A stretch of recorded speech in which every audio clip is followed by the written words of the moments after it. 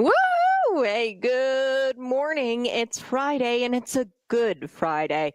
So I am so excited. We have a Good Friday service, and I wouldn't be furthering the kingdom, right? If I didn't invite you, you can come to the Tabernacle.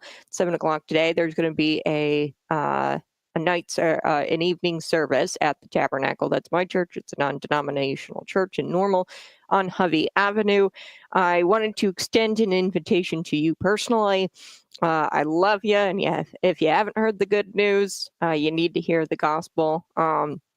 Today marks a very significant day in Christianity, and it commemorates the crucifixion of Jesus Christ. Every year, my family, we sit down and we watch the Passion of Christ.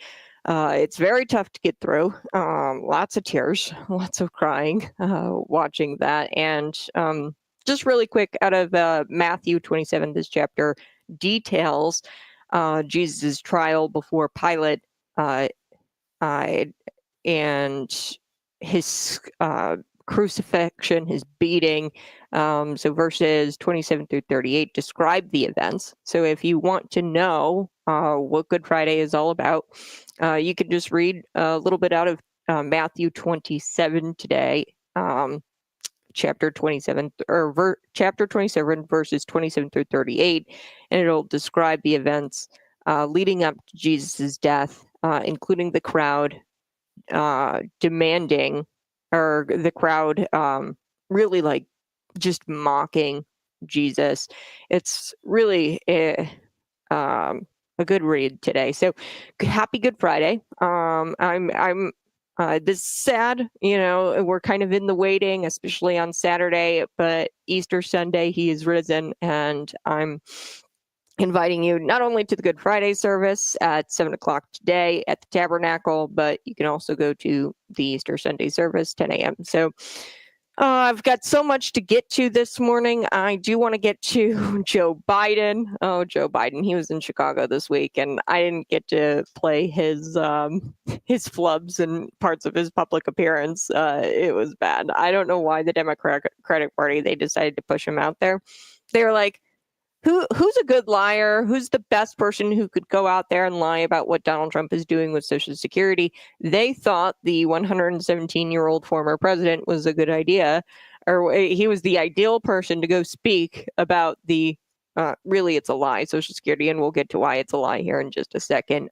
Caroline Levitt had to take to the podium and explain why that's a lie. Donald Trump is not going to be taking away Social Security benefits. It's just ridiculous. I also want to get to this mom going off on this Democrat senator. She was invited by Caroline Levitt to a press conference, and she spoke before the press, and she was upset that this senator cares more about this illegal alien than he does her daughter, who is a United States citizen and was murdered by an illegal alien. So this mom goes off on this Democrat senator. I guess the Democrat senator went to El Salvador to go talk to Kilmar. We've talked about this. Kilmar, it was a clerical error. He wasn't supposed to be deported, but he was supposed to be deported. It was just a clerical error. But at the same time, we're not bringing him back because he's an MS-13 gang member. So good thing the clerical error happened. Okay, that's where I'm at with this thing. You know what I mean? Or this administrative error. Good thing that this happened. He's a MS-13 gang member. And now there's been documents that have been released that prove that he was an convicted MS-13 gang member, and that the courts called him an MS-13 gang member. So we're going to get to that. Karmelo Anthony, every time I open up my phone and I check the news of the day, my sources, if you guys ever want to know, I go to Mug Club, Louder with Crowder. I also go to Post Millennial, some other ones, Bright Bar. I got this story from the Post Millennial, and they've been covering this very well. The Karmelo Anthony story. And every time I check the Post Millennial, I go there for this story this week. Every time I check back, it's worse and worse and worse. Karmelo Anthony, he's on house arrest, and he's in this lavish, nearly $1 million home, $900,000 home in a gated community. This is the guy who stabbed apparently for no reason. Really, I guess they got into like a kind of a squabble, but not really. Like all the witnesses, from what I can understand, say that he didn't lunge at him or anything. This was a kid. He died in the hands, and I'm a twin, and like the story just like rips me to pieces. He was a twin. His twin held him in his arms while he died. Karmelo was accused of stabbing him. And Karmelo, I mean, I guess told police that it was out of self-defense, but like he's the one with the knife. Why do you bring a knife to a track meet? Why was he allowed to bring a knife into the track meet? Why was he underneath the team's tent? So if you've ever been in track, this is kind of how it works. There's tents, and then you put all your stuff there. And the only people who are allowed under that tent are people on the track team. I don't even know why Carmelo was there. Okay. So, we're going to get to this story because it just gets worse and worse and worse every single time I check back. So we're going to get to that. Scott Jennings talking about the demonic nature of grown adults dressed up as bunny rabbits. He's got a hot take on that, and I agree. I'm not going to lie to you. And it's just kind of silly, but it's just my hot take. I would never go and take my kids to take a picture with a grown adult in a bunny costume. I just wouldn't do it, okay, because I know how traumatizing it was for me. I think my parents did it like once. They're freaky. They're really scary, and there's a demonic nature there. So, yes, I will get into the pagan ritual of Easter, and really, I don't know what came first. I think they're trying to take Christianity away from, or the Christian holiday away from the Christians, and they've made it pagan. Okay, the pagans, the Satanists, and the Easter eggs and the bunny rabbits. I talk about this every year. It all has to do with this like Ishtar goddess. Okay, and I know it's all like, what's the word, naive and not of ill intent. I just, knowing the truth about the pagan ritual and what they do, I don't do the secular Easter. I'm sorry. I don't do the bunny rabbits. I don't do the Easter eggs. I'm sorry. I just don't. I think the resurrection is plenty to celebrate. There's plenty there to celebrate. So I call it Resurrection Sunday. I don't even really call it Easter. So we're going to get to that because Scott Jennings was on CNN, and he actually has kind of the same hot take I do on Easter bunnies. So we'll get to that here in just a second. But I do want to get to Joe Biden. He was there in Chicago this week. Call me naive, but I really wanted the best for Joe Biden. Like, I was hoping that he would find a nice little retired community. He was going to be in a nursing home. He sucked as president. I think we can all agree there. But I really enjoyed coming to the radio and documenting how he fell asleep at major meetings, how, I was trying to decide if, he had actually pooped his pants. In a few of these, public appearances, it looked like he had pooped his pants. I liked, documenting, not knowing where he was. Clearly, I remember a few Easters ago, the Easter Bunny had to usher Joe Biden. Last Easter, Joe Biden made a mockery of Resurrection Sunday by declaring it Trans Visibility Day. On Easter, he said that this is Trans Visibility Day. So yeah, Joe Biden, he was ushered by the Easter Bunny a couple of Easters ago because he didn't know where he was at. And don't get me wrong, there were aspects of Joe Biden's presidency I liked because I'm a content creator, and it was fun to get on the radio and document his warbled, dementia-riddled presidency. But that was all 2024. I've changed as a person, and I just really wanted the best for Joe. Too bad that the Democrat Party doesn't want the best for Joe. Maybe some time away from politics would have done this guy some good. It could have, he could have regained some of his wits. He could have rested, but nope, they're not doing that. The Democrat Party brought him to Chicago, and they wanted him to push the lie that Donald Trump is going to eliminate Social Security. They said, who's the best person to push this lie? the 117-year-old former president who doesn't know where he's at. Let's get him to do it. So this was his first public appearance since the inauguration, Donald Trump's inauguration. He's old as hell, guys. I don't know what this is, elder abuse. I mean, trotting him out here and doing this. But who better to spread the Democrat lies? Joe Biden. He took the opportunity to reminisce in what he used to call the blacks, which were colored people. No, literally, he said this out loud with his mouth. Take a look. I remember pulling into the parking lot, and I had never seen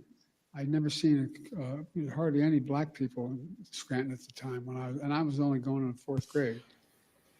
And I remember seeing the kids going by at the time called colored kids on a bus going by. They never turned right to go to Claymont High School. I wondered why. Asked my mom, why? So in Delaware, they're not allowed to go to school, in public school, with white kids, honey. That sparked my sense of outrage as a kid, just like it does. I mean, and these young kids right here can tell you things affect them when they learn about something that's really just unfair and unjust. You know, my dad was an honorable man. And my dad used to have an expression. He said, Joey, your job's about a lot more than a paycheck. It's about your dignity. It's about respect. It's about being able to look your kid in the eye and say, honey, it's going to be okay, and mean it. Well, that's what you're all about. That's what the legislation is about. It's about dignity. Simple dignity. Everyone deserves to be treated with dignity, regardless of their standing, regardless of economic situation, regardless of who they are. Making sure that more than 60 million Americans who are living with disabilities are treated with dignity is who we are as Americans. That's what it's about. I mean it. Dignity at work, at school, in their communities, in every corner of American life. Laws like the ADA need advocates like you. You're the ones that keep it going, God love you. You fight like hell every single day to make sure the law is respected. And your client. Oh, this is just so weird. Like all of a sudden he just starts screaming. Sorry, it was, I honestly genuinely got scared because I wasn't prepared really for him to start screaming like that. I forgot that he was like screaming in the clip. Yeah, so that wasn't the only cringy part of his public appearance in Chicago. Here's another clip that I got to share with you. Thank you. So good to be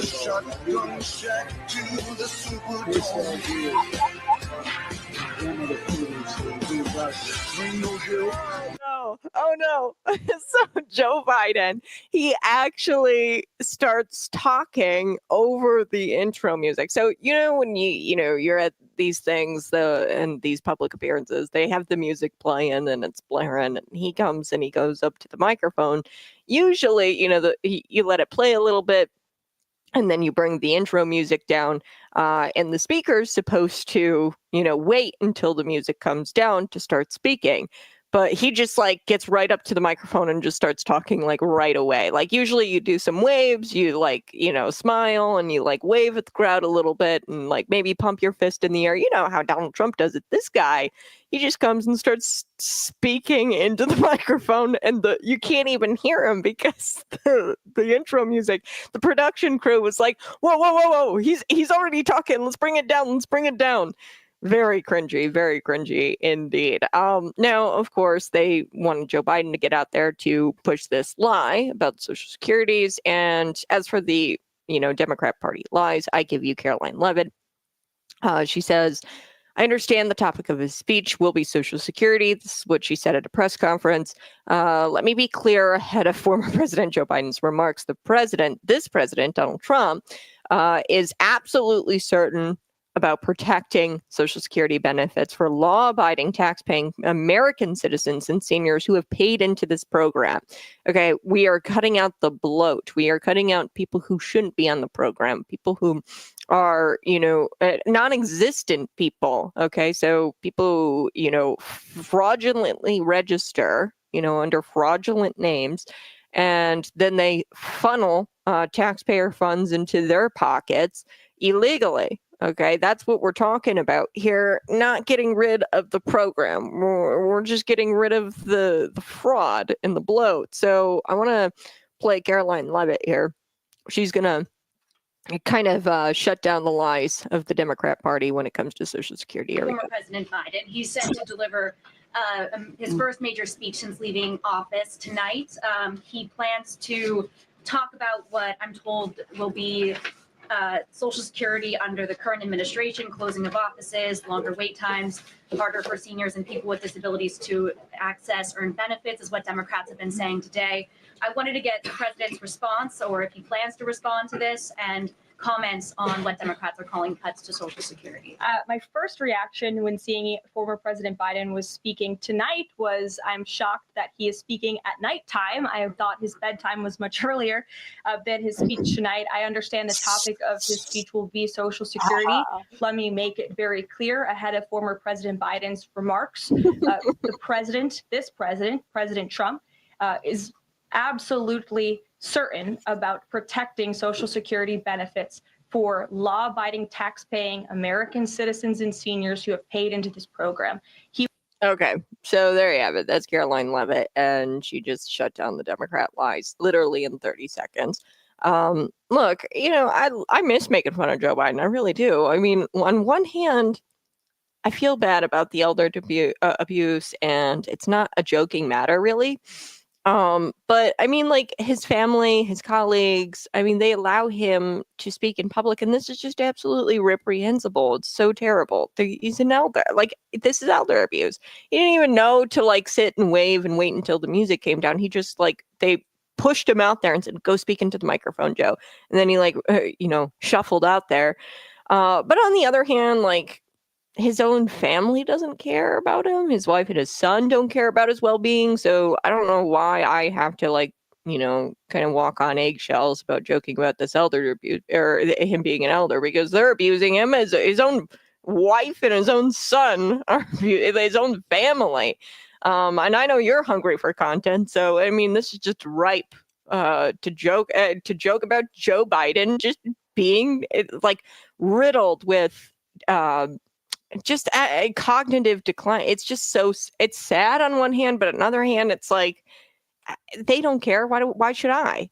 All right, I got to take a quick break, but you're listening to Conservative Cat.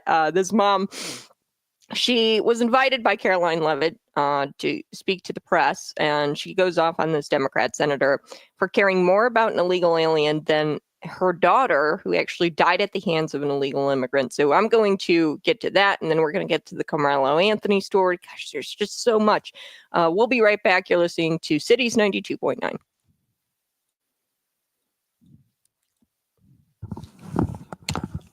Hey, good morning. You're listening to Conservative Cat Cities 92.9, the news and talk of Bloomington Normal. Let's get to Matthew chapter 27 today. That's what I'm going to do through the radio breaks. I'm just going to kind of read from the Bible because today is Good Friday. And I think that it's important that we,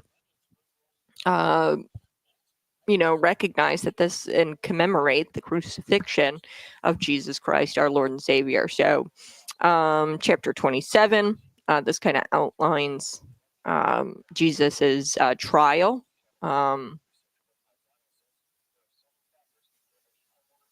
Okay, here we go.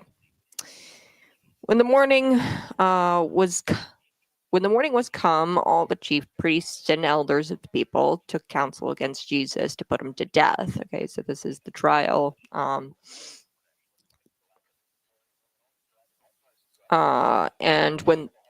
when they had bound him, they laid him away and delivered him to Pontius Pilate, the governor.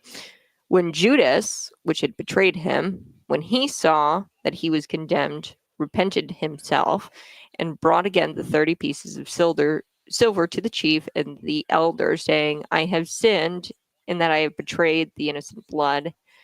And they said, What is it to us? See thou to that. He cast down the pieces of silver in the temple and departed and went and hanged himself. Okay, so that's Judas. And the chief priest took the silver and said, it's not lawful to put them into the treasury because it is the price of blood. Okay, so they didn't put them into the treasury, the silver pieces in which, Judas had taken and betrayed Jesus. And they took counsel and they bought with them the potter's field to bury strangers in.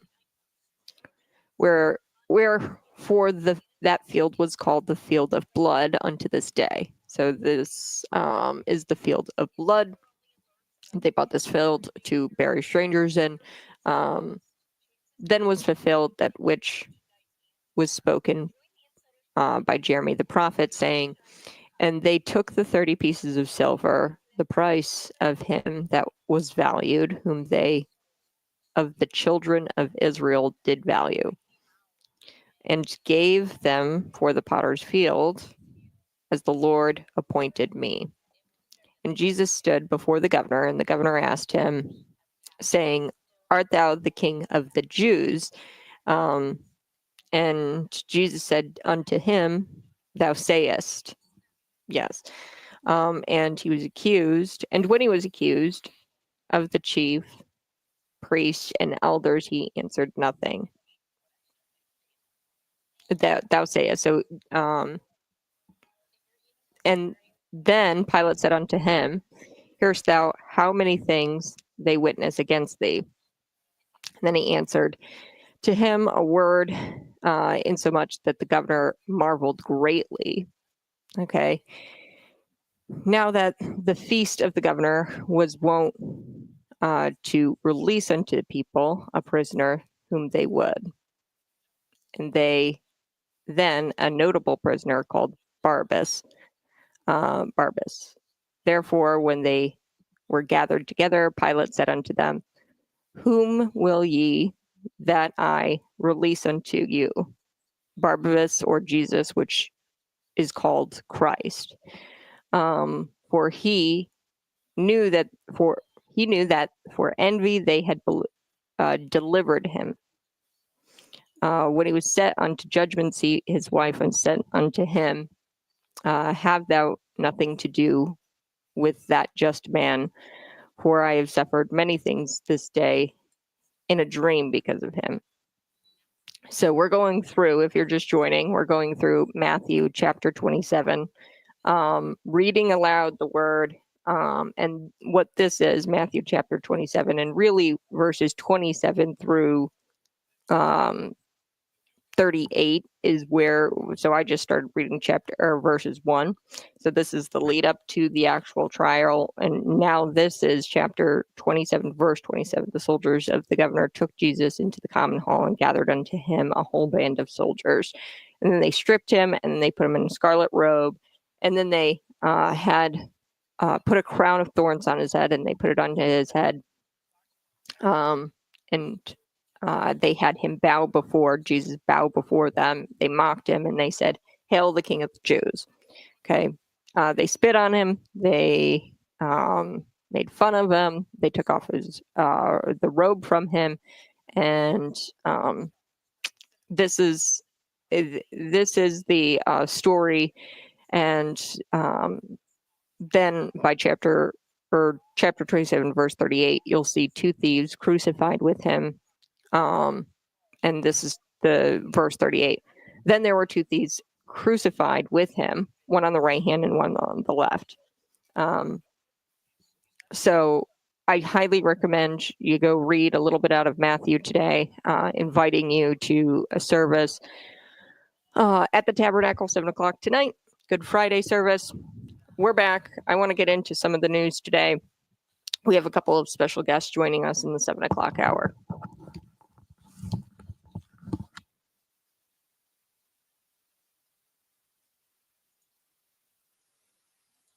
Hey, good morning. You're listening to Conservative Cat Cities 92.9, the news and talk Bloomington Normal. So do appreciate you being here this morning, this Good Friday. Good Friday is a significant day in Christianity. It commemorates the crucifixion of Jesus Christ.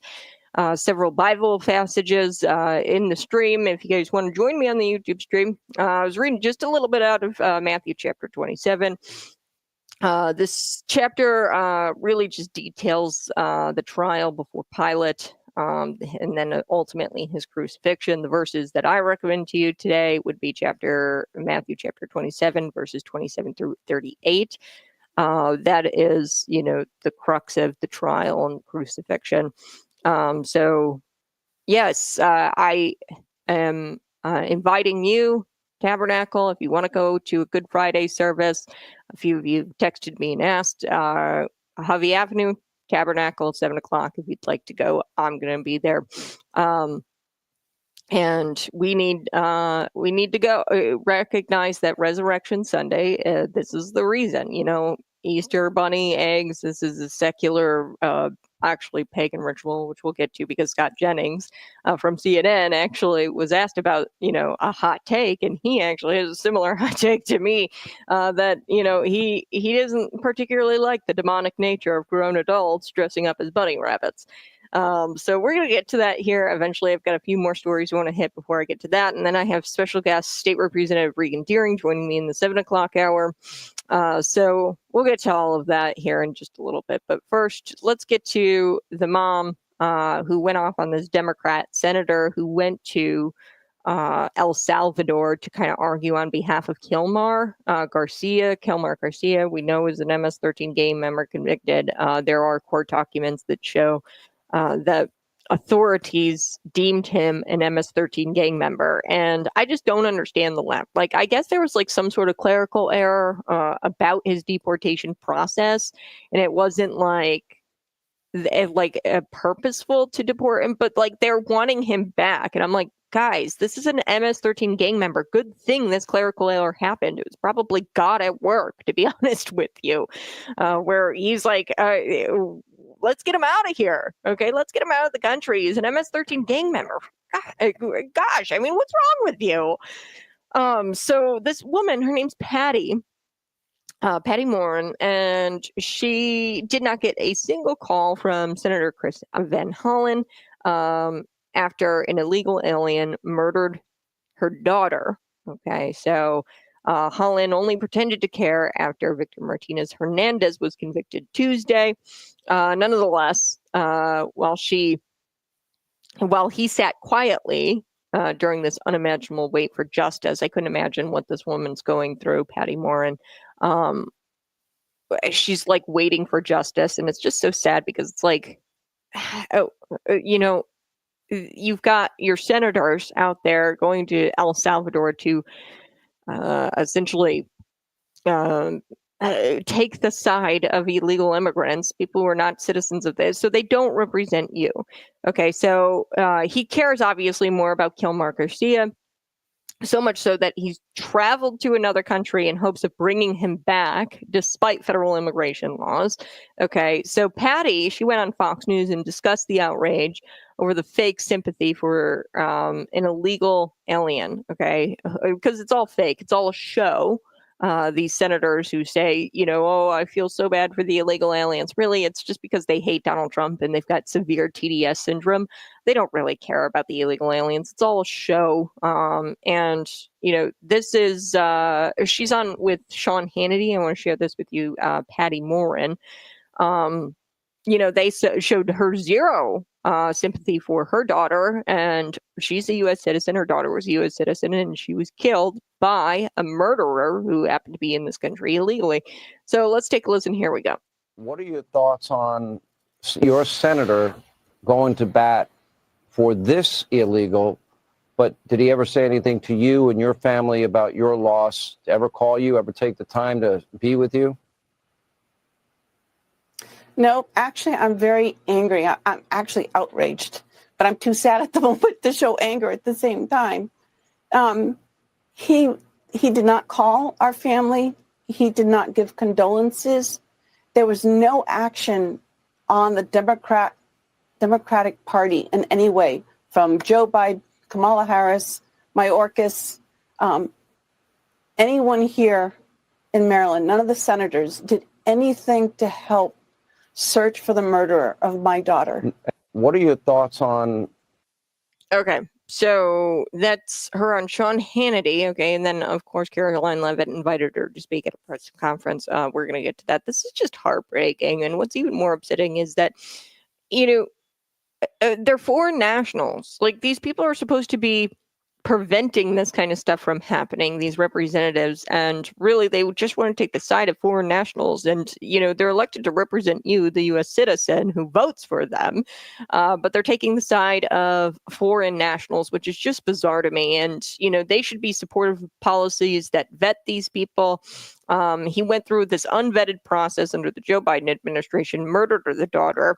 Now, Senator Van Hollen, let's get to him before I get to Caroline Leavitt, inviting Patty to speak at this press conference before the fake news media. And the fake news media, they got a big kick in the face this morning because guess what? Breaking news, these documents have been released that show Kilmar is an actual convicted MS-13 gang member. Everybody's like, oh, he's a family guy. He's like a father. And it's like, give me a break. The guy's an MS-13 gang member, and there's court documents that prove it.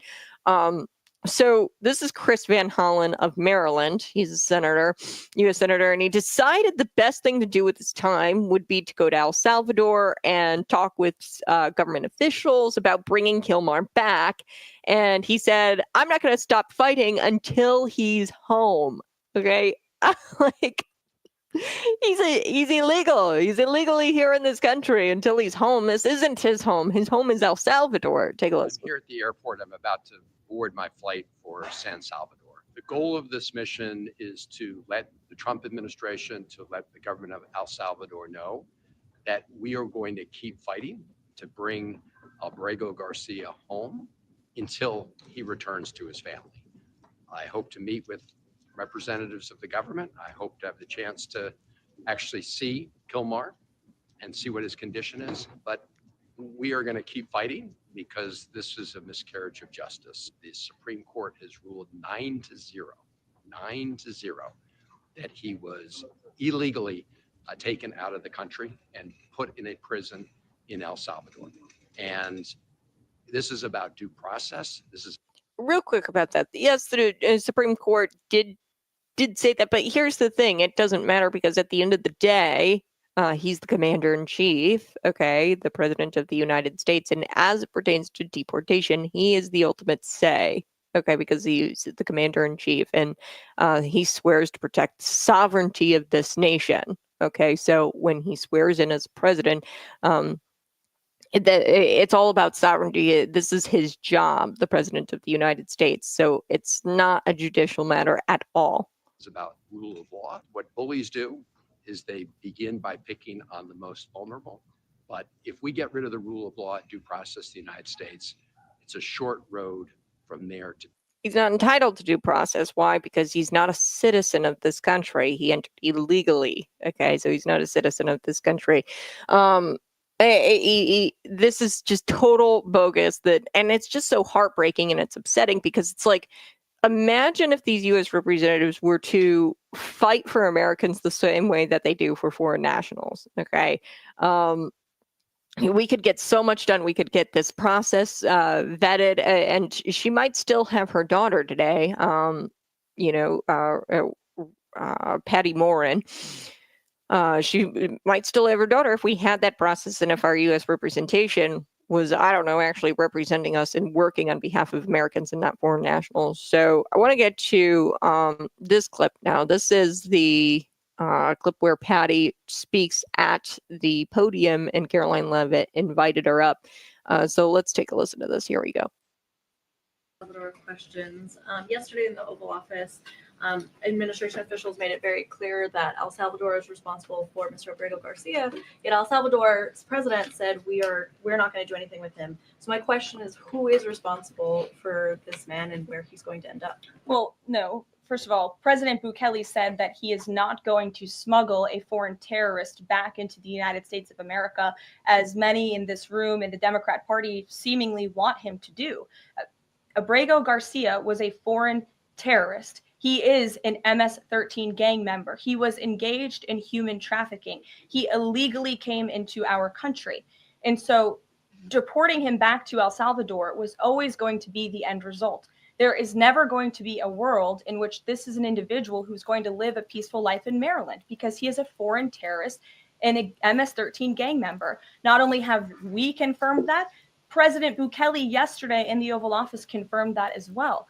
So he went back to his home country where he will face consequences for his gang affiliation and his engagement in human trafficking. I'm not sure what is so difficult about this for everyone in the media to understand.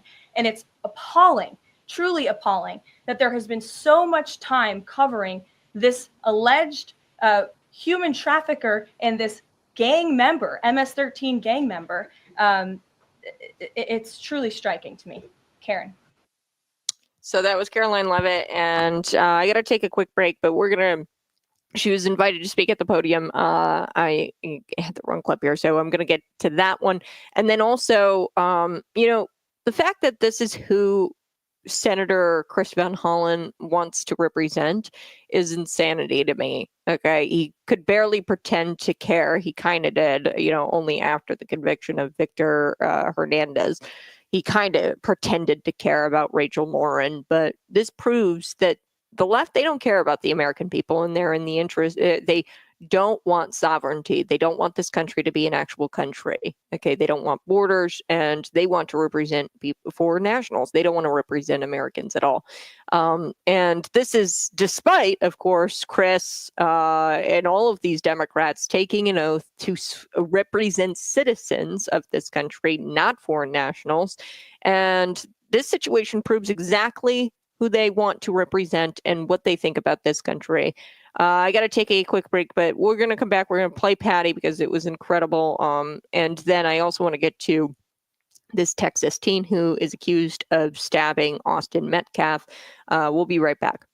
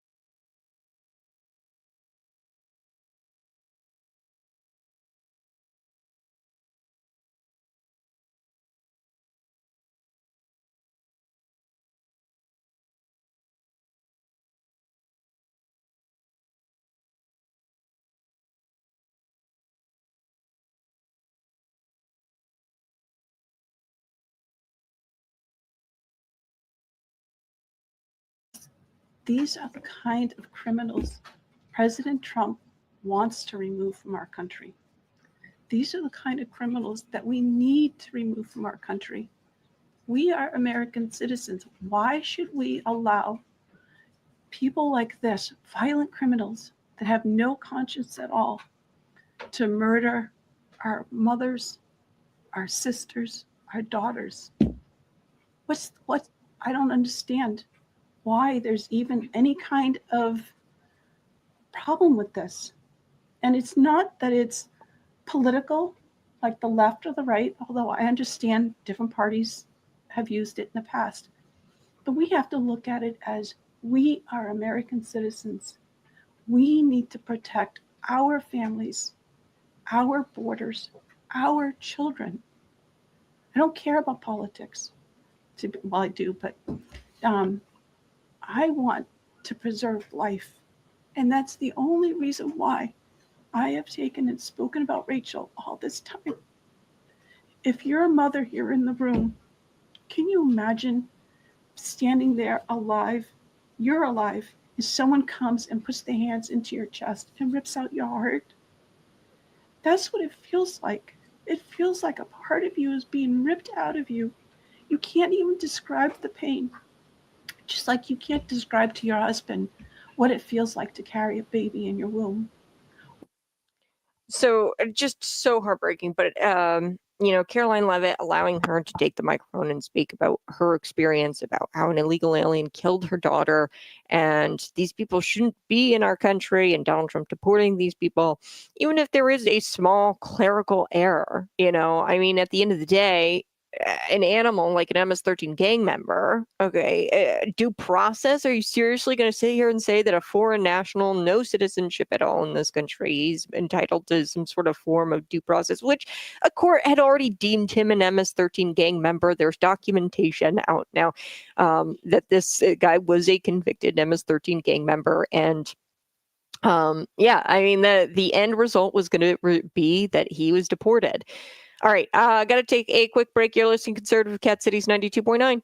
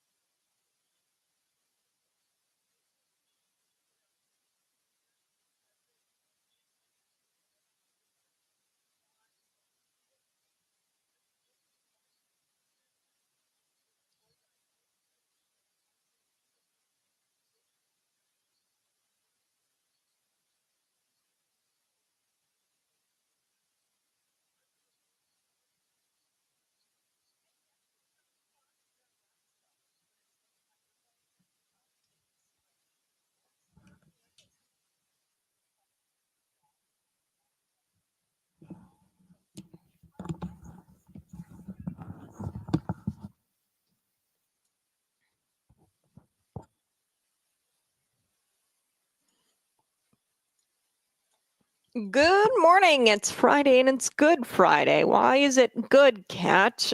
This is the day that Jesus was crucified. Yes, he stood trial. It's good because Sunday is coming. It's good because Resurrection Sunday is coming. So, coming up, I do need to get to a few news articles. I would need to tell you about Karmelo Anthony. He is the alleged stabber of this Texas teen, Austin Metcalf, and reportedly he's staying in a $900,000 home with his family.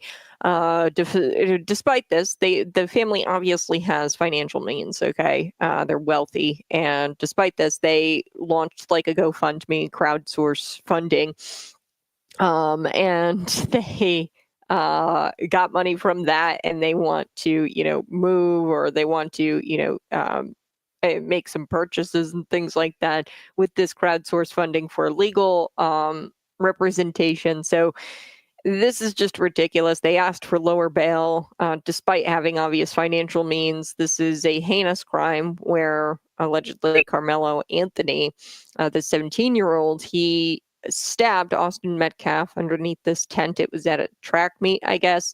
And I mean, this is so sad. Austin, he died in his twin brother's arms. I mean, this is so tragic. And we're going to get to this story because it gets worse every single time I check back. And I haven't covered this yet because it's developing, but it's clear that they live in a gated community, this family.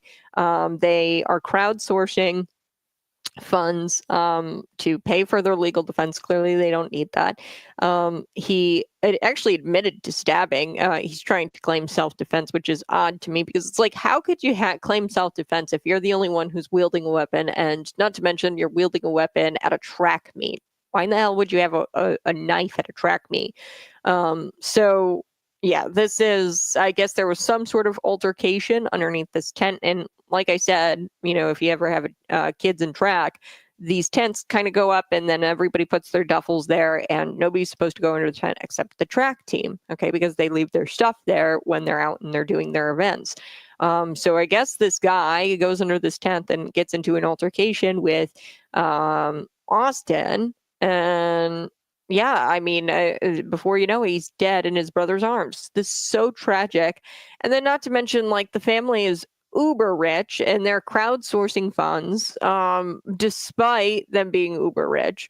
And it's just so sad. And they say that they're going to use the donated funds to pay for their legal defense. So I'm going to be right back with that story here next on Conservative Cat Cities 92.9, the News and Talk Bloomington Normal.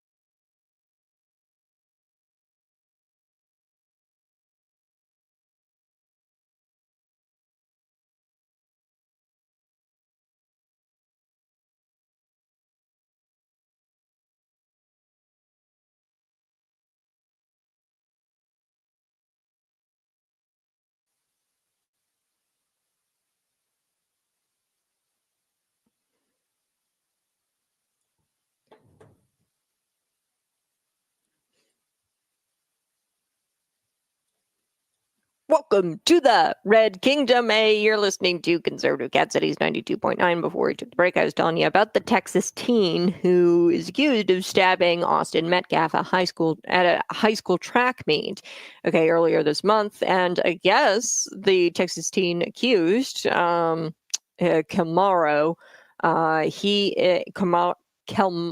Karmelo Anthony. He's in a $900,000 home with his family. He's hiding out there, and they're renting it for $3,500 a month. Yeah, so they're not a poor family. Okay, he's 17 years old, and the family's renting this home, Frisco home. That's where this is at in Texas, and he was released on a $250,000 bond. After it was reduced from $1 million because they said due to financial reasons they needed the bond lower. He's wearing an ankle monitor as part of terms of his release. They have a white Suburban, a black Acura, and another sedan in the driveway. One resident in the neighborhood told the Post Millennial that the family just purchased a new car. They got the new car. If you look, the license plate, it's paper tag. It expires June 4th. Oh, nice. I wonder if they got that with the crowdsource funding. Residents were unaware that the Anthonys even lived in the neighborhood. So they clearly stated themselves and not very friendly. Obviously, they live in this neighborhood and nobody knew that they lived there. This is a gated community. They didn't know they lived in the neighborhood until Karmelo Anthony came home from jail just this past week on Monday. The Richwoods gated community. That's what it's called, Richwoods. It's Frisco, Texas. It's a home, and it's $900,000. So this is an exclusive gated community, and it's located within walking distance of the Centennial High School, and this is where Anthony attends and where the incident happened.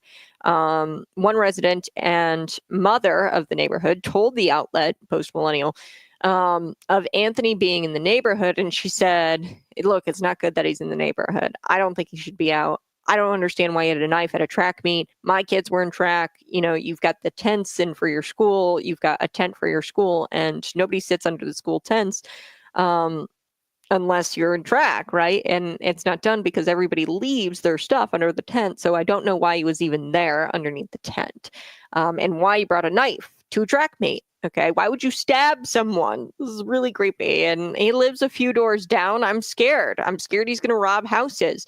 How do I know he's not going to rob houses, right? This is what residents in the community are saying.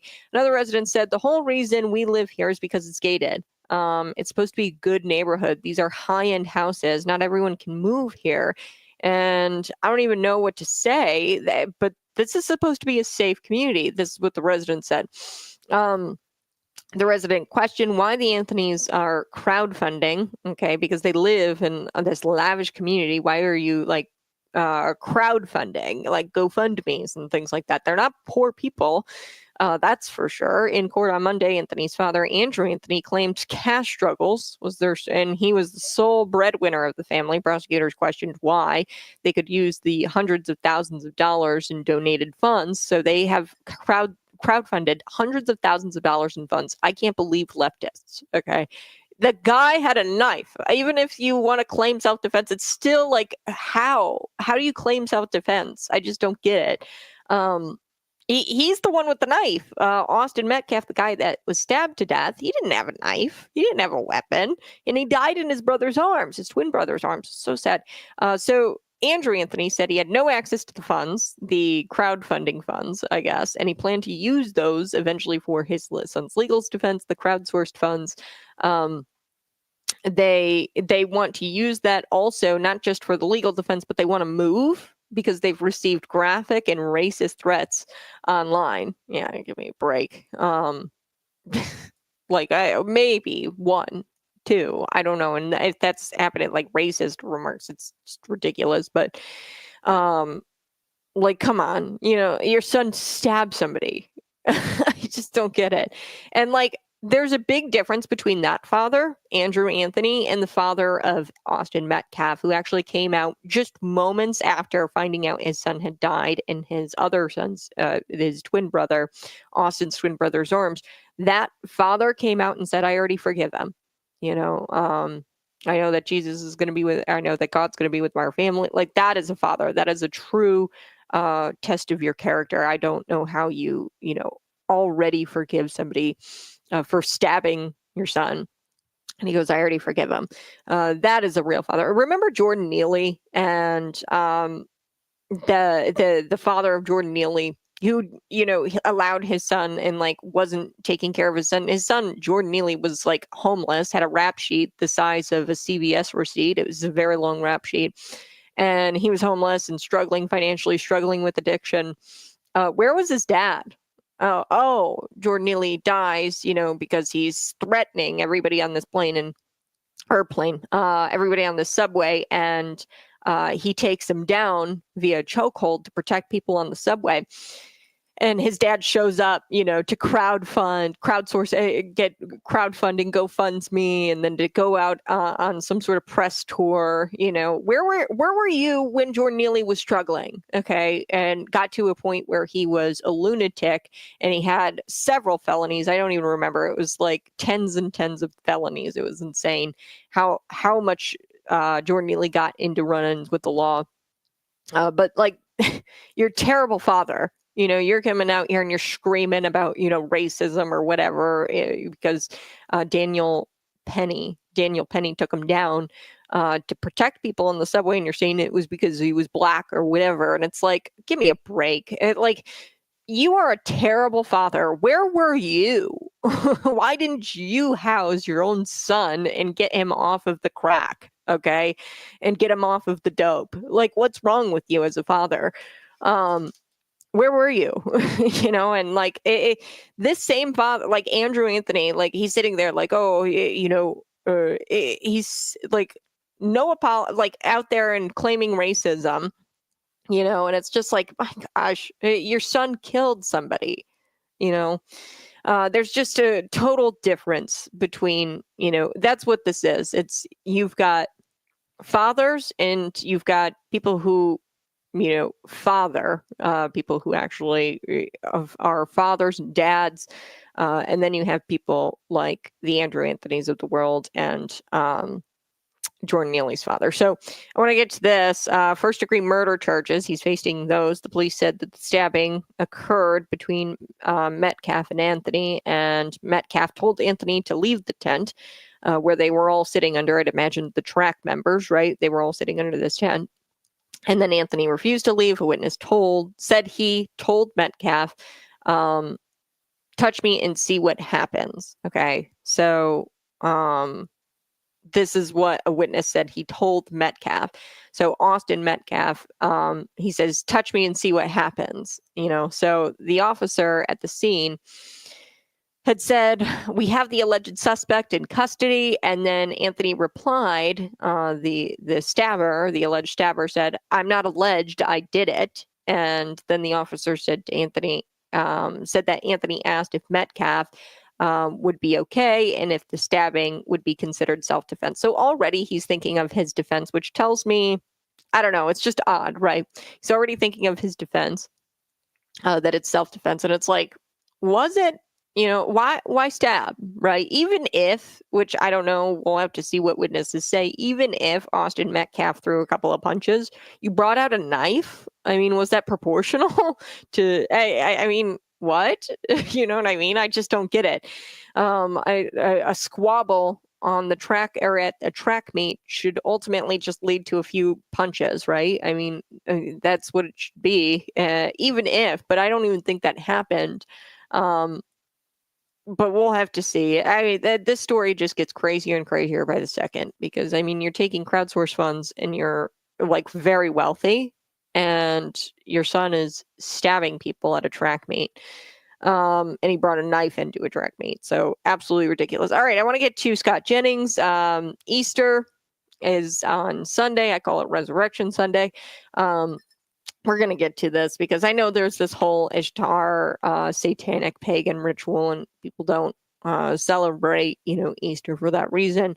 I call it Resurrection Sunday. I mean, this is true. There is a fertility goddess of the pagan ritual where, they say where the bunnies and the eggs come from. It's all about fertility. Have you ever heard the phrase mate like bunnies, right? So 9 months later, they sacrifice all the babies that they create, the pagans, to their demon gods or whatever. So to the demonic gods that they serve.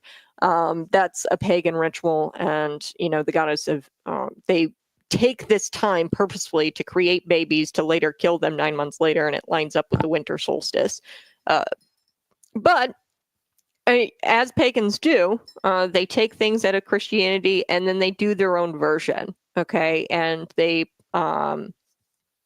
just do this warped version. So, for example, the gay pride flag or the gay rainbow thing, they literally are trying to, meme is the word I use. They're trolling Christianity. That is, and that's why I say pagan, satanic rituals, Satanism, that's not covered under freedom of religion because it is quite literally not a religion. They are just the antithesis of Christianity.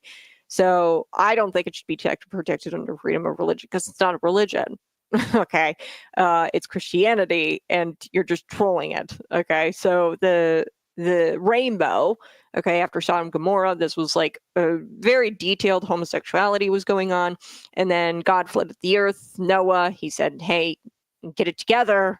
A big rain is coming. Rain is coming. Right? Nobody listened. Noah and his family were saved. Noah in the ark. Right? And then at the end, there's God's covenant. Like, I'll never flood the earth again. Here's my covenant, right?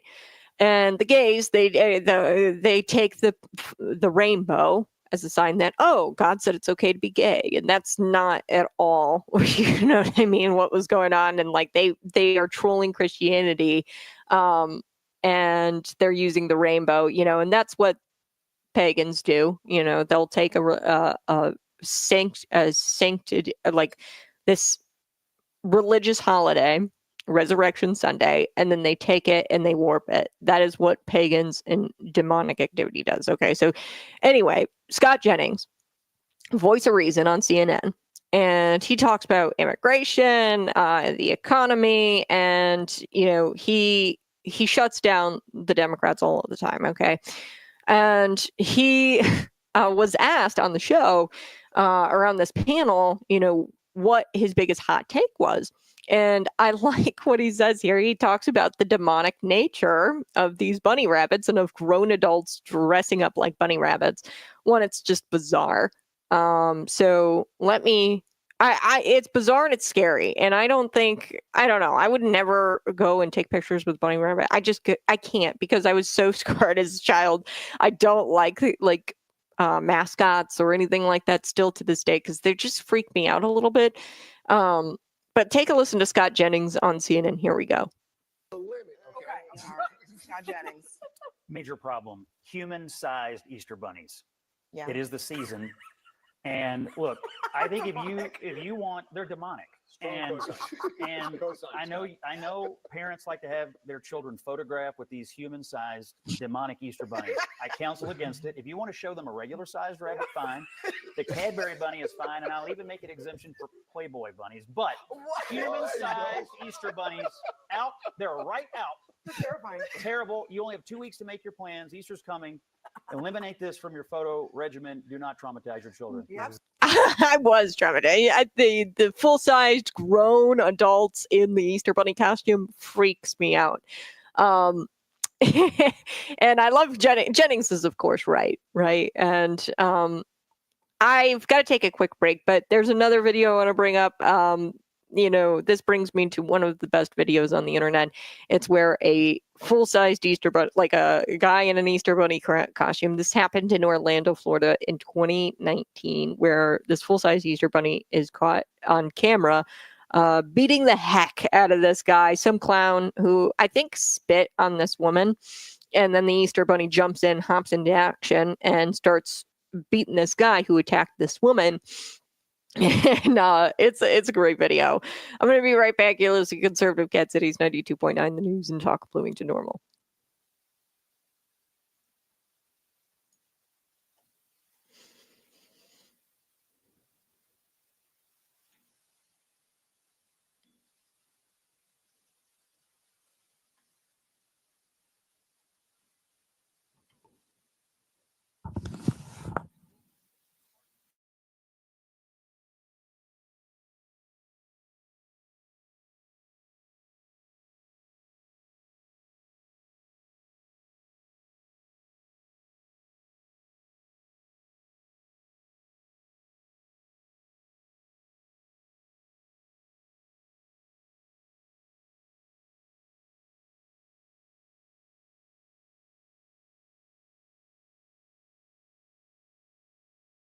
go ahead, smash that like button, share this out with your friends. We're going to come back. I'm going to share one of my all-time favorite videos with you. This is where the Easter Bunny jumps in and starts attacking this guy who attacks this woman. It's fantastic. But yes, the Easter Bunny, the eggs, all that, fertility, right? This is the goddess of Ishtar. And, you know, some people will say, oh, Kat, that's not true. You know, there's this Greek word that Easter is derived from. Look, the word, you know, and yes. Yes and no. Okay, so yes, the pagans, what they do, and they are so good at it, they are, you know, the antithesis of Christianity, and they troll Christians all of the time. That is the whole purpose for the religion. It's Satanism. Okay, it's good versus evil. So this religion, freedom of religion, there is no freedom of religion when it comes to this, because it's not a religion. It's just the antithesis of Christianity. So therefore, I don't think it should be protected under freedom of religion. Number one. Number two, they're good at this, right? And think about it. Satan, everything can be tied to the spiritual. Recently, you know, and I know people have been asking me about this, the whole Katy Perry going to space thing. And then there's like this demonic, let me pull up the logo.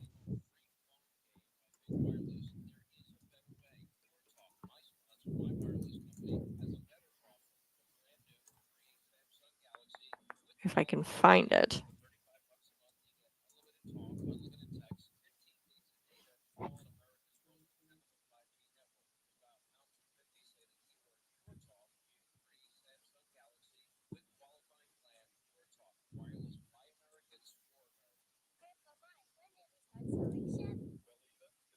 Okay, yeah, here it is. Let's see if I can't pull this up for you. There's this graphic.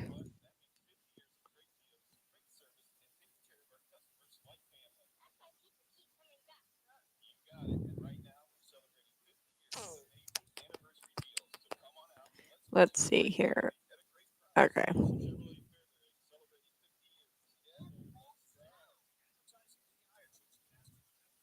Sorry, guys. All right, here we go. This is like the satanic graphic that they're talking about.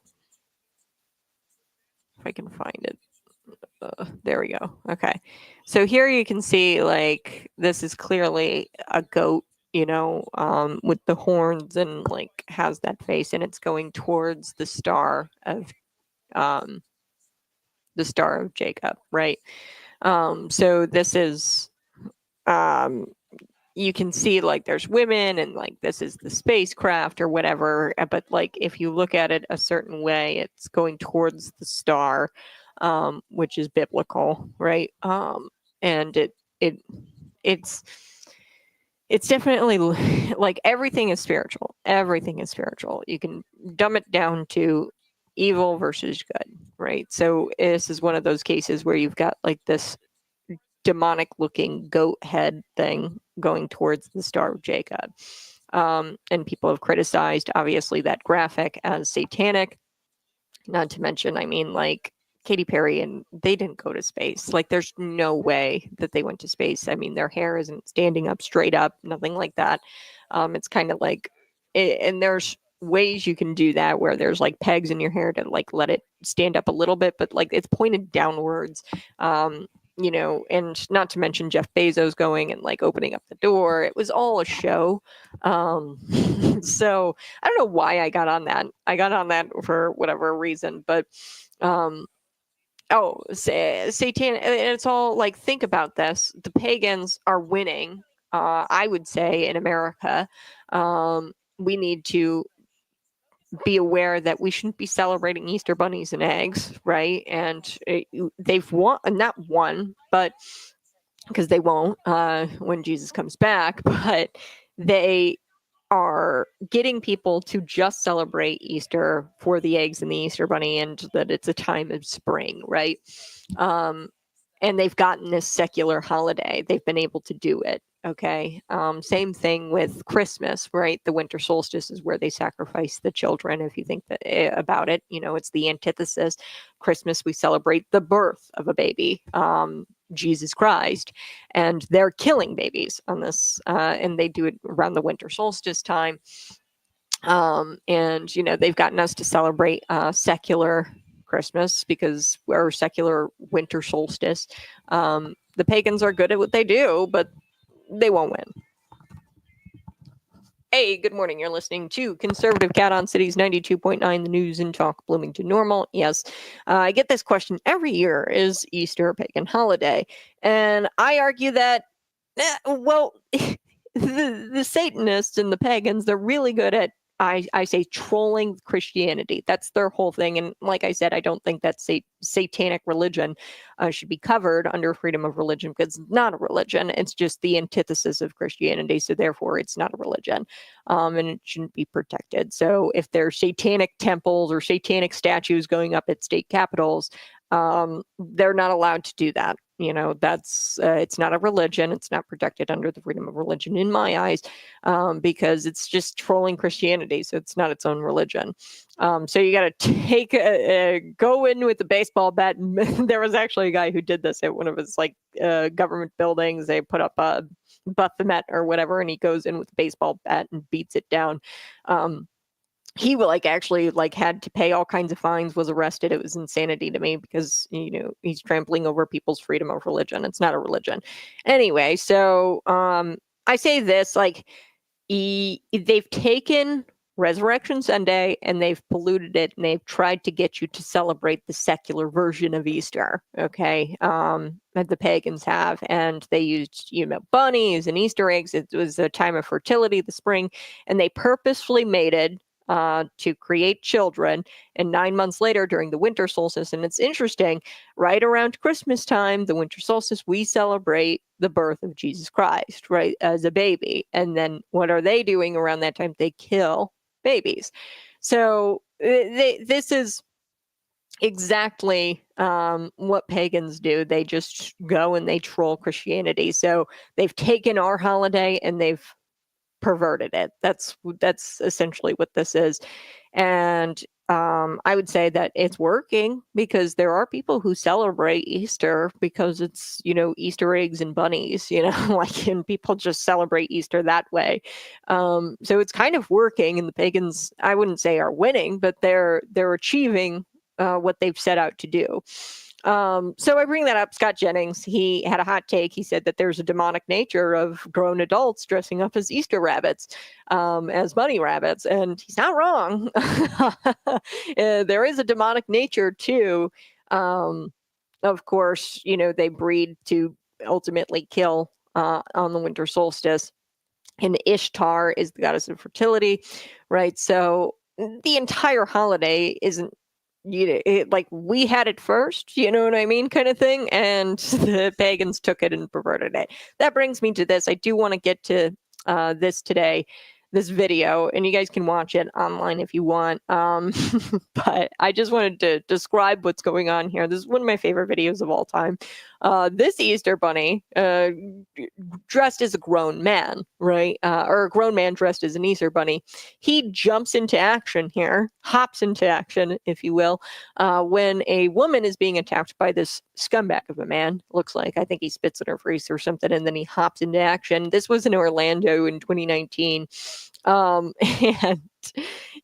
I'd imagine this, was right around the time Ron DeSantis said to himself, I want to be governor, right? This was right around that time. Beer Never Broke My Heart hit the airwaves.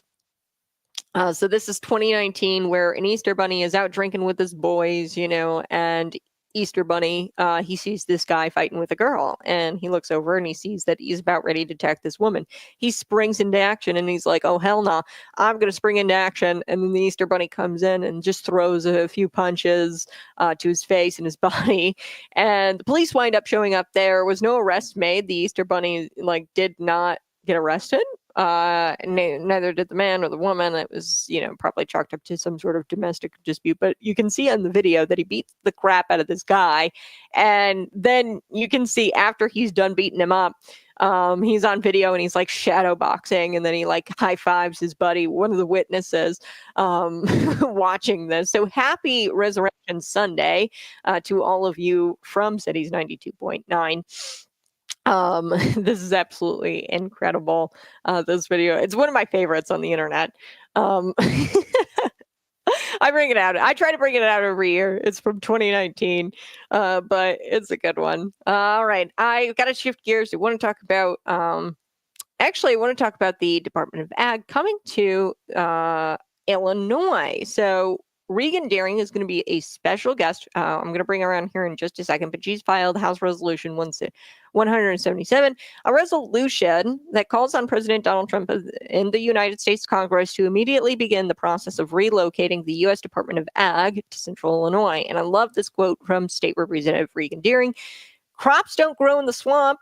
They grow in the fertile plains of Central Illinois. It's time we bring the USDA to the place where people plant crops and not push paper. Exactly.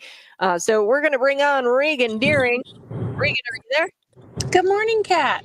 Good morning. She's driving this morning, folks, but I can hear you loud and clear. And Regan, I love what you say here. It needs to be back into we need to bring the U.S. Department of Ag to the fertile plains of Illinois. Tell me a little bit about why you introduced House Resolution 177. Well, I appreciate you acknowledging that quote because that is the perfect reason why I proposed the resolution of moving the USDA right here to Central Illinois, the heartland of America's farming community. Here in Central Illinois, specifically, I allude to Bloomington and Decatur as regions that house great agribusiness giants like ADM, Primient, Growmark, and our universities nearby between ISU, U of I. We've got agriculture innovation hubs, and we've got great producers here. So it makes perfect sense to me. The Swamp Act, actually originally introduced in Congress, was talking about this very effort to move agencies out of the bureaucracy of Washington, D.C., and right into the heartland and closest to the people that they impact the most. So what does this do as far as policy? Is this like a good thing for Illinois in that they are probably crafting policy? Now, I talk about the Farm Bill a lot, where the Farm Bill at this point, it's all like food stamps, welfare programs, things like that. Like I'd say a good chunk of it is that what the U.S. Department of Agriculture does through this Farm Bill every single year. And I feel like if it were to be moved to the fertile plains of Illinois and they were to actually see and understand farming, these people in DC, they don't know what it's like. Do you think that would result in maybe, for example, the Farm Bill not being 90% welfare programs, SNAP benefits and things like that, and it would maybe result in more benefits for farmers specifically who are working out in these fields? Yes, any opportunity we can get to bring policymakers to the forefront of, industries is key for shifting our policy efforts. The Farm Bill has been a challenge for multiple years, and you're right that they almost need each other. The ag industry and the subsidies they're working for are tied very closely into what the other side wants to get as far as our welfare programs. But, thinking about bringing the Department of Ag right here to Central Illinois would allow those decision makers to think more intensely about those farmers that are driving the economy in agriculture and quite literally feeding the world. Mm-hmm. Now, you say that the federal government is broke and broken, and moving the USDA would save money. How would it do that? Well, certainly we know costs in Central Illinois are lower than the swamp of Washington, D.C. And so, we've got a great opportunity to drive an economy here in Central Illinois. We've got a skilled workforce. We've got lower costs for housing and great quality of life. So thinking about how we might also get a reduction in workforce. That is something, the president and DOJ is working towards, is streamlining our agencies, decreasing the bloat. And many of my constituents here in Illinois are all for that. So thinking about relocating the USDA to here in Central Illinois would definitely cut costs across the board. Now, this resolution follows the introduction of the strategic withdrawal of agencies for meaningful placement, the Swamp Act. I love the way that they do this. in Congress. So this is a bipartisan congressional measure that seeks to decentralize federal agencies and place them in regions they serve most of the USDA. I mean, being that Illinois is a heavy, heavy corn state, right? And um, so tell me about the Swamp Act federally. Why your resolution? Is it duplicative, or why introduce the resolution? Well, it's perfectly in line with that effort at the federal level. Like you said, it was bipartisan. It was led by Republican Ashley Hinson and a colleague from the Democratic side from Maine. And so, I think this is a bipartisan effort. Taxpayers are fed up with their dollars being spent in a wasteful manner. We'd like the government to be streamlined, get out of our lives, quite literally in many instances. And so you're right. You mentioned Central Illinois being a leader in corn production. It's also a leader in soybean production. And so, knowing that we've got those key agricultural stakeholders right here in Central Illinois, I think that this is a great way to align ourselves with that federal effort as well, to just get our agencies closer to the people that they're going to impact. And moving the USDA to Central Illinois is a great way to do that. Mm. I want to shift gears here. We've got a couple of minutes left. I want to talk about the IHSA, the Illinois High School Association. Now, they have a letter that they sent to Senate Republicans and House Republicans. Now, you actually had a bill that sought to keep boys out of girls' sports. Okay. Obviously, that hasn't gone anywhere. Thank you, Democrats. But the House Republicans called on the IHSA in a letter to, make sure that their policies surrounding boys and girls sports aligns with President Donald Trump's federal order, his executive order. Now, they got back to you. Can you kind of describe what was in this letter, and, were you satisfied with the response? Well, no, none of us Republicans were satisfied with their response. We did call them out to ask what their plan was to align with the federal policy of, sports and athletics is based on the truth that there are two sexes, male and female. And when we're relating that to sports, we are looking at the issue of safety and fairness. We want our girls to be protected. We want our girls to continue to be treated fairly thanks to Title IX. And the IHSA responded and basically said, sorry, we're in an untenable position. They're not wrong in that the state of Illinois has altered the Human Rights Act and made gender identity a protected class, which is an absolute abomination. It was slipped in there years ago, and now we're seeing the fallout of that. But, very clearly the IHSA, is trying to throw their hands up and say, well, we don't know what to do. But they've clearly taken a stance, and it's not on the side of fairness and safety for women. So myself and my fellow Republicans are absolutely frustrated with their response here. I mean, I have seen all over social media constituents of mine, citizens all across the state of Illinois that, are absolutely in an outrage about their stance here. Right. So really quick, I do want to ask about the IHSA and their stance. The IHSA, in this letter, they talk about how they're not receiving federal funds or state funds, and that they are, quote, a private, not-for-profit, unincorporated association. I want to talk about that a little bit. Now, I'm not super privy to how the membership kind of works, but I mean, there's a lot of high schools. I know my own high school, they were IHSA members. So I'd imagine this is how it kind of goes. Schools take taxpayer funds perhaps, and then they pay for these memberships. I don't know, but I mean, this claim, or this, I'm private, and I kind of took that from the letter, and I was like, oh, well, they're kind of saying we can do whatever we want because we're a private, non-for-profit, and we're an unincorporated association. What kind of role does IHSA have? Why does it matter that the IHSA implement policies that are in line with Donald Trump's executive order? Well, you're right. They are being pretty coy in this letter. There is a direct correlation between school districts and, sports in relation to the IHSA. I thought it was quite interesting that they said in the middle of the letter that school districts are responsible for deciding whether or not transgender athletes can play.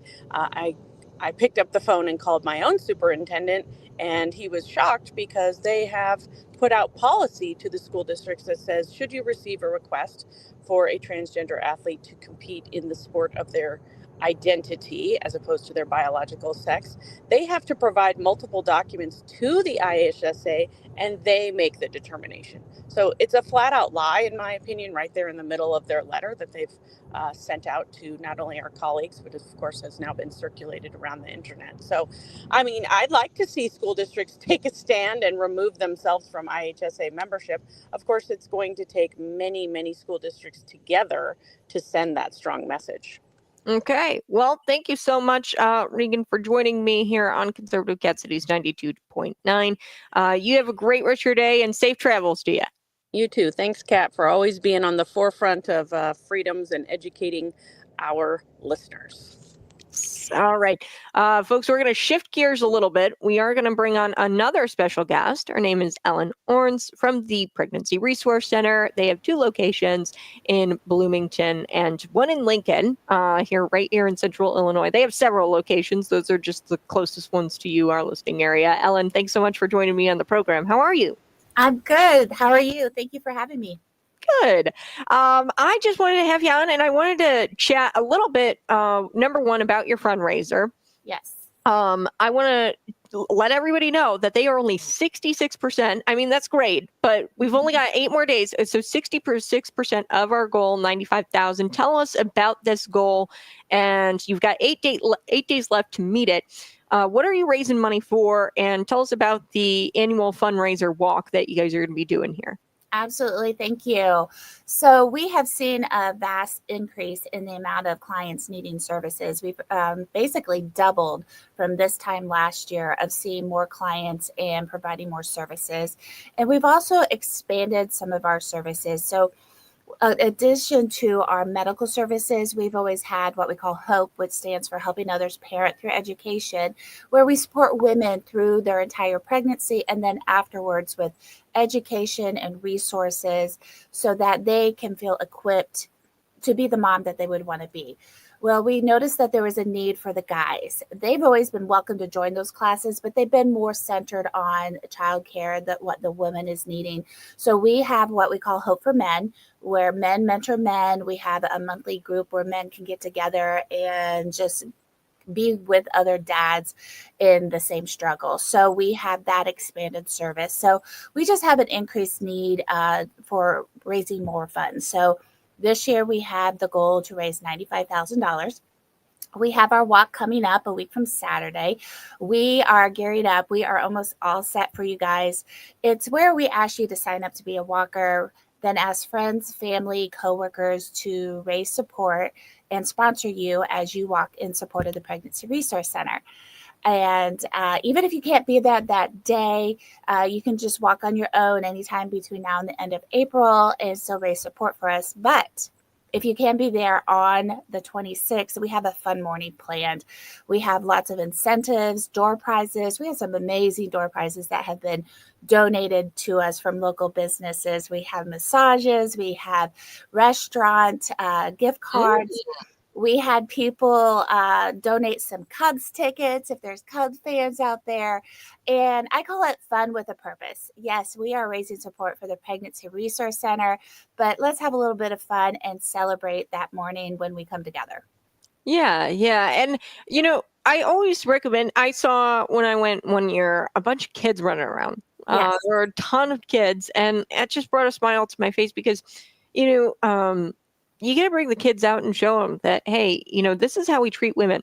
Yes. We show up for women, you know, and are there things for the kiddies to do while they're there? Absolutely. We have the zoo lady coming, so they would be able to get some face painting. We have lots of food. We have some other games that we have just to keep it a little bit fun. We have some bags that can be played. We have a ladder game. We have some other stuff going on. So there's plenty of things for people to do. And then it starts at 9. That's when you can start coming. Then at 10 o'clock, we leave on a group walk, and and it's going to be there on the Constitution Trail right off the Linden Street by Christ Church. And then we'll come back and I'll feed you some more food. Yes. All right. So, folks, if you are on the stream, I'll show you how to access their website. It's real simple. And you guys can go check out the walk and sign up to walk. It's not too late to do that, right? No, no, you have plenty of time to sign up and then raise some support. We have people that come in the day of and they basically sponsor themselves with a donation. But don't wait. The more support you raise, the more door prize tickets you get, so you can win some of those fun prizes. So the website is bnprcevents.org, bnprcevents.org. And like you said, if you can't walk or don't want to, you still can get involved and give by visiting that site. Correct, Ellen? Yes. You can go to the same site. You'll have a little button that says sponsor a walker if you're just not able, like, hey, I'd like to support, but I don't have the capacity to do that. We've set up a team page for the Bloomington staff. It says Bloomington staff team. So you can go sponsor us. We will do lots of walking that day. So if you're willing to sponsor us, that would be fantastic. Put on your walking shoes. It's April 26th, and you can get there by 9 a.m. Yes. And Ellen, anything else you'd like to add? And tell us a little bit about PRC Pregnancy Resource Center. Yes, we are committed to being there for women facing pregnancy decisions through offering excellent care, compassionate support, and honest information to those facing pregnancy decision. So we offer our medical services, pregnancy tests, ultrasounds, abortion pill reversal. We also have the support services with our education, our HOPE program. We have perinatal grief support, and we also have support for people who have made an abortion decision that maybe just need to talk about it. We are there to help women with no judgment. We're not going to judge you. We all have things in our life. We're just there to help them. Mm-hmm. Well, thank you so much, Ellen, for joining me here on Conservative Cat Cities 92.9. Always a pleasure seeing you. All right. Yep. Thank you. We are going to be right back. You're listening to Conservative Cat on Cities 92.9. Come back after the break.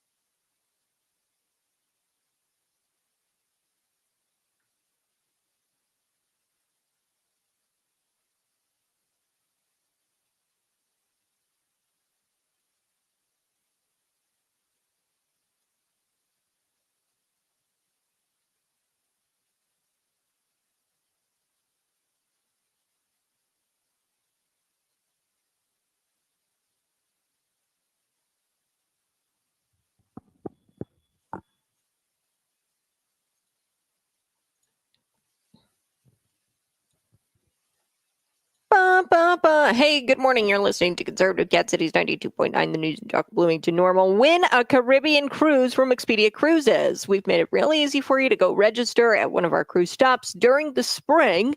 Okay, we will be taking entries, drawing 2 finalists to win a prize pack, and then qualify for a spot at our grand prize giveaway at the Smash House Tavern on Prospect Road in Bloomington. You got to be 21 years of age to register. We're going to draw 2 finalists at each stop. The first finalist within the first 30 minutes.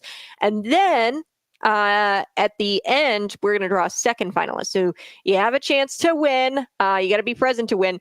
And there are stops coming up. So you're going to want to check it out on our website, cities929.com. We've got one coming up soon, May 3rd, May 5th. Okay, these are the 2 most recent steps. Go check it out on cities929.com. Coming up, we are going to be talking about Chris Pratt. I love Chris Pratt. You guys know this. I mean, the guy, he only eats what he kills, by the way. So he hunts and he eats what he hunts. He loves the military. He loves this country. He loves his fans. And I mean, this is awesome for somebody in Hollywood. Okay. And it gives me hope for Hollywood that it's not just terrible people. Chris Pratt, he's celebrating Easter, and he actually posted these photos to his Instagram account where he erected this giant cross. Okay, so he picked the spot, and he had like a series of Instagram posts. He hauled this big old cross with his buddies to this spot, and they dug up the land, and they erected this ginormous cross. And you know, the best part about this is that he did this quietly. So we're going to talk about that a little bit here next on Conservative Cat Cities 92.9, the news and talk Bloomington Normal. I'll be right back. Hey, smash that like button, share this out with your friends. I do want to share this with you. This is Chris Pratt's Instagram. And the picture of the erected cross, ultimately. Let me find it.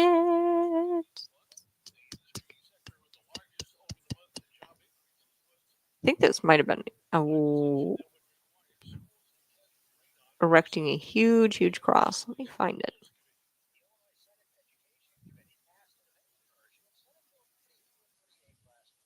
I'm trying to find the picture. I'm just going to Google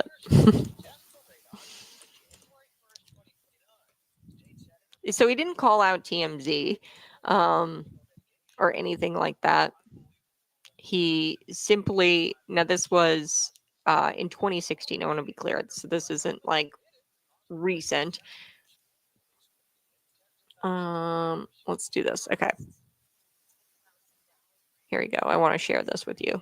I like bringing this up because it's Chris Pratt, right? Okay, so he picks the spot right here where he's going to erect this cross, and then you scroll down, and then him and his buddies haul it, and then they erect this. I think this was from 2016. He digs this up, and then he erects this ginormous cross, and then he takes a picture with all of his friends. So sweet. This is from 2016. Yeah, Jurassic World star Chris Pratt spent his Easter Sunday erecting a giant cross. He posted step-by-step photos of the process on his Instagram account. So this was March 29th, 2016. So yeah, that's just like so sweet that he did this. And you know, there's hope for Hollywood, you know, amidst the Katy Perry and the space and, you know, going up into space, not really kind of thing. And they're all like, you know, the adrenaline, by the way, when you come down from space, I could only imagine you're like hopped up on adrenaline. And like she like sounded like she had smoked a doober up there, Katy Perry, when she was questioned about how out, and she goes, oh, who was it? The media member said, oh, you're an astronaut now. Give me a break. She was up there for 11 minutes. You know, and he didn't like this TMZ that it was happening. It was just him and his buddies, and they had the photos. There was no press, and he posted the photos. And this is the true meaning of Easter, you know, not the egg, not the bunny thing. You know, and this just goes to show you that, you know, you've got the Leonardo DiCaprios who lecture you on global warming, the Taylor Swifts who, you know, travel the world in these big old jets. Leonardo DiCaprio, he lives in, you know, one of his 6 mansions, and he's going to lecture you about global warming or climate change. And it's just such a breath of fresh air to see Chris Pratt because, these actors cheating on their wives and, scandals and all of that. I don't get into the celebrity news or drama really because it's just insanity to me. But it's such a breath of fresh air to see that there are people like Chris Pratt that exist in that space. We're going to come right back. Smash that like button, share this out with your friends, and subscribe to the channel today.